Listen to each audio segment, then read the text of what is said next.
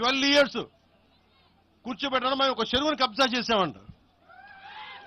నాకేం పర్లేదు. ఆమె నిజంగా మీరన్నట్టుగా కబ్జా చేస్తే ఇల్లు తగలబెట్టారా నాది వచ్చి మీరు ఉంచుతారా నన్ను? ఒక్కొక్కళ్ళు కూర్చోబెట్టి 111 జీవోలు ఏమేం చేశారు అటు చూసిపోండి, అటు చూడండి. నిజంగా ఈ రోజున తెలంగాణ రాష్ట్ర ముఖ్యమంత్రి గారికి చెప్తున్నా, రేవంత్ రెడ్డి గారికి చెప్తున్నా, ఆయనంటే నాకు ఇష్టం, ఆయనంటే గౌరవం నాకు.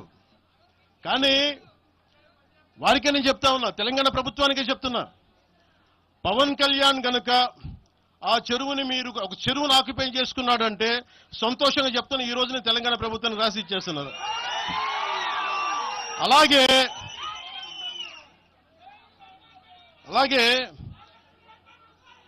లెఫ్ట్ మేము వామపక్షవాదులు అని చెప్పి ఒక ఎనలిస్ట్ మాట్లాడతా,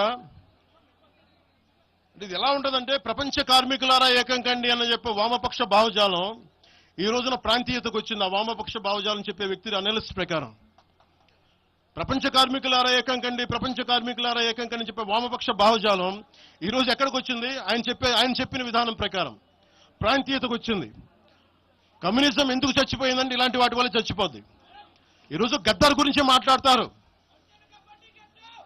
బండెనక బండి కట్టి 16 బండ్లు కట్టి ఏ బండిలో పోతాం నిజాం సర్కార్ ఓడా అంటే అది ఈ రోజు మాకు వచ్చిన ప్రేమ కాదు. మాకు అది నా చిన్నప్పుడు చెప్పాను ఆ మాట, తర్వాత ఫస్ట్ మీటింగ్ లో చెప్పా. గద్దర్ గారు బతికున్నప్పుడు మీరందరూ ఏమయ్యారా? మీరందరూ గద్దరన్న బతికున్నప్పుడు మీరందరూ ఎక్కడున్నారు? గద్దరన్న వెన్నులో బుల్లెట్లు దిగితే గద్దరన్న నా దగ్గరికి వచ్చాడు. ఒకటి అడిగాడు ఆఫీస్కి వచ్చి, మన జర్నలిస్ట్ కాలనీలో ఉండే జనసేన ఆఫీస్కి వచ్చి, అరే తమ్మి నాకు బుల్లెట్లు దిగినీరా, నాకు వెనకాల నన్ను స్వేచ్ఛగా రే అని పిలుచుకునే అంత చనువు మా ఇద్దరి మధ్య, నాకు బుల్లెట్లు దిగినీరా ఈ వెన్నులో, నడవాలంటే ఇబ్బందిగా ఉందిరా, నాకు కార్లో పోవాలంటే ఆటోలో తిరగలేకపోతున్నా, ఒక అండంగా అడుగుతున్నా, హక్కుగా అడుగుతున్నా, బండి కొనివ్వరా అంటే ఆయన ఒక 24 గంటలు 3 రోజుల్లోనో 2 రోజుల్లోనో బండి కొనిచ్చాను నేను ఆయనకి. ఇప్పుడు ఎందుకు చెప్తున్నానంటే ఆ రోజు నేను చెప్పుండొచ్చు, నేను చెప్పట్లా. మీకేం తెలుసు గద్దర్ గారి గురించి? మీకేం తెలుసు? మీరేం మాట్లాడతారు గద్దర్ గారి గురించి? బతికున్నప్పుడు ఆయనకి ఏం చేశారు? మీరందరూ బతికున్నప్పుడు మీరేం చేశారు ఆయనకి? మీరు పర్మిషన్ ఇవి కూడా ఇవ్వాలా? మీరు ఒక్కళ్ళు మాట్లాడలా? ఏదైనా అవసరం వస్తే నా కాడకు వచ్చి ఆయన గద్దరన్న ఏంటి ఏమనుకుంటున్నారు మీరు? నేను పాలిటిక్స్లోకి వచ్చాక తెలుసు అనుకుంటున్నారా గద్దరన్న? మీరందరూ చూసిన ఖుషీ సినిమా చూసిన తర్వాత చిరంజీవి గారు ఫోన్ చేశారు నాకు, అరే గద్దర్ గారు ఫోన్ చేస్తున్నారా నీకోసం ఒకసారి నేను కలవాలంటాను. ఆయన ఒకటే మాట అన్నారు చూసి, అరే మా పోరలు చూపించిండ్రా బాబు నీ సినిమా పాట, దాంట్లో నువ్వు భారతదేశాన్ని తాకట్లో పెట్టే విజువల్ పెట్టావంట, నువ్వు మాకు అర్థమవుతుందా, మా భావాలు అర్థం చేసుకున్నవాడు అని చెప్పి. తరిమేల నాగిరెడ్డి గారి తాకట్లో భారతదేశాన్ని ఆ భావన నువ్వు పెట్టావంటే మాకు అర్థమవుతోందని నేను చెప్పాను. నాకు లెఫ్ట్ వింగో రైట్ వింగో తెలియదన్నా, నాది హ్యూమనిజం అన్నా, మానవత్వం అన్నా, మీకు తోసిన సంతోషం అన్నా అని చెప్పి. ఆ రోజు నుంచి ఆయన చనిపోయేదాకా, ఆయన అంతిమ ఘడియల వరకు ఆయన హాస్పిటల్లో ఉంటే వెళ్ళి కూర్చొని, అన్నా మీకు ఏం కావాలి చెప్పండి, ఏ వద్దురా తమ్మి, తెలంగాణ యువతకి కానీ ఆంధ్ర యువతకి కానీ భారతదేశంలో యువతకి భవిష్యత్తు వాళ్ళదని చెప్పు. ఆయన నాకు రాసిస్తే, ఆయన నాకు ఒక లెటర్ రాసిస్తే నేను అది కూడా బయట పెట్టలా. ఆయనే ఒక ఆడియో ఫైల్ చేసి, నేను దాన్ని కూడా కూర్చొని చెప్పలా, ఆడియో ఫైల్ చేసి ఆయన ఒక చిన్న ఛానల్కి రిలీజ్ చేసి అది బయటకు వచ్చింది. మీరు కూర్చోబెట్టి తెలంగాణ గురించి అని మాట్లాడతారు.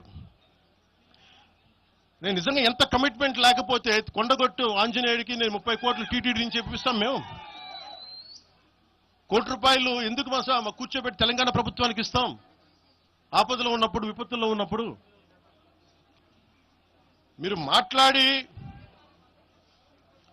మీరు ఈరోజు మాట్లాడుతూ ఉన్నారు, బెదిరిస్తున్నారు. ఒకటే చెప్తా ఉన్నా, ఇక్కడున్న నాయకులందరూ కూడా, మా శంకర్ గౌడ్ గారి దగ్గర నుంచి ఇక్కడున్న నాయకులు పేరున సంపత్ నాయక్ కానీ, సాగర్ గారు కానీ, వీళ్ళందరూ కూడా మీరు బెదిరిస్తా ఉంటే మేము భయపడి, సారు మీ కాల్ముక్తా సారు, మీ బాన్సన్ సారు అన్నంత భయాలు ఉన్నాం. మేము వాళ్ళమే కాదు. మీకు మేము ఒకటే చెప్తా ఉన్నా, రాజశేఖర రెడ్డి గారు, వైఎస్ రాజశేఖర రెడ్డి గారు బతికున్నప్పుడు ఆ రోజు మీ గొంతులు ఏమైనాయో? ఆ రోజున మీ అందరి గొంతు తెరిచారా మీరు ఆ రోజున?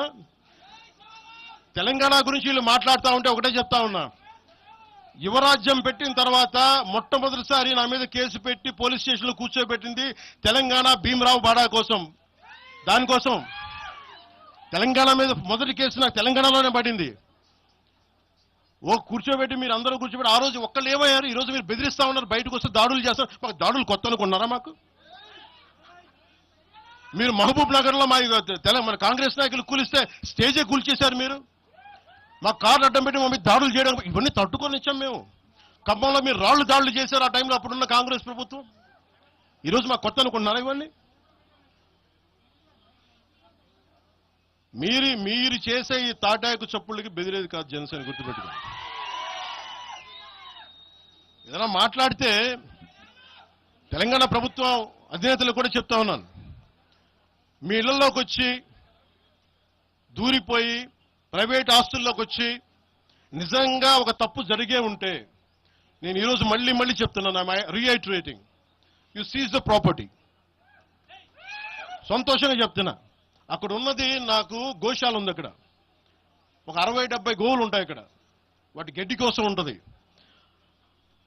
మీరు తెలంగాణ ప్రభుత్వానికి చెప్తున్నాను, ప్రైవేట్ స్థలాల్లోకి వస్తే it is a criminal trespass, criminal defamation, mischief with malified intention, propagating misinformation for causing unrest and regional differences.